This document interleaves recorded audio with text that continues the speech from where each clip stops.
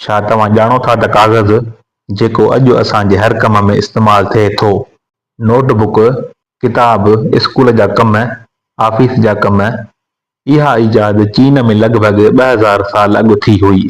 चीन जी हिक सल्तनत दौरान हिकु माण्हू पहिरियों दफ़ो कागज़ ठाहियो।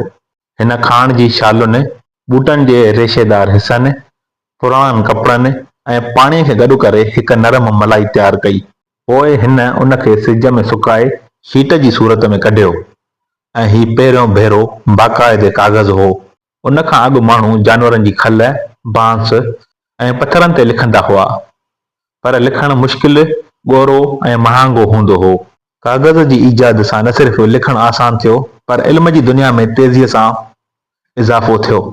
किताब सस्ता थिया, तालीम वधी ऐं तारीख़ लिखी वई।